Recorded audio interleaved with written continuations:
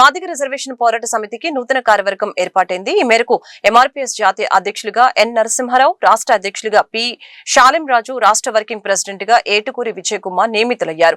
అదేవిధంగా మొత్తం 20 మంది సభ్యులతో నూతన కార్యవర్గం ఏర్పాటు చేశారు. ఇందులో భాగంగా మంగళవారం అంబేద్కర్ భవన్ లో నియామక పత్రాలను పంపిణీ చేయడం జరిగింది. రాష్ట్రంలో ఎంఆర్పీఎస్ ను మరింత బలోపేతం చేస్తామని చెప్పారు. మాదిగల హక్కుల కోసం సమిష్టిగా పోరాటాలు చేస్తామని అన్నారు. ఆవిర్భావ దినోత్సవాన్ని పురస్కరించుకొని ఎంఆర్పీఎస్ ఉద్యమ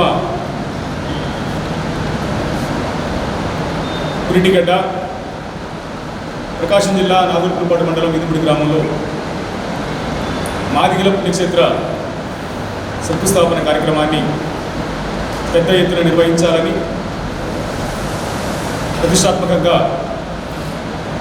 కార్యక్రమాన్ని ముందుకు తీసుకెళ్లాలని గత నెల 29వ తారీఖున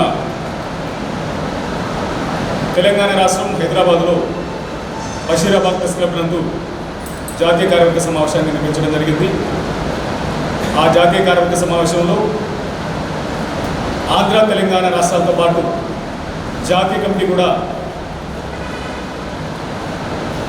నిర్మాణం చేపట్టడం జరిగింది. 2 తెలుగు రాష్ట్రాలు మరియు జాతీయ కమిటీ నూతన నిర్మాణ అనంతరం ఈరోజు గుంటూరు నందు విలేకరుల సమావేశం నిర్వహించుకుంటూ రాష్ట్ర కమిటీని మరియు జాతీయ మహిళా కమిటీలను పాత్రికేయ పెద్దలకు అదేవిధంగా నూతన నిర్మాణం కాబడినటువంటి కమిటీని పరిచయం చేయడం కోసం ఈ సమావేశాన్ని ఏర్పాటు చేసుకోవడం జరిగింది. దానిలో భాగంగా ఆంధ్రప్రదేశ్ రాష్ట్రానికి గత 32 సంవత్సరాలుగా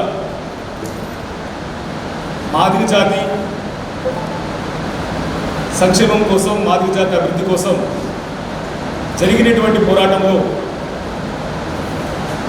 త్యాగపూరితమైనటువంటి ఉద్యమాలు నిర్వహించి తనకంటూ ఒక ముద్ర వేసుకొని నీతి నిజాయితీతో నిబద్ధత కలిగినటువంటి నాయకుడిగా ఎదిగినటువంటి గౌరవనీయులు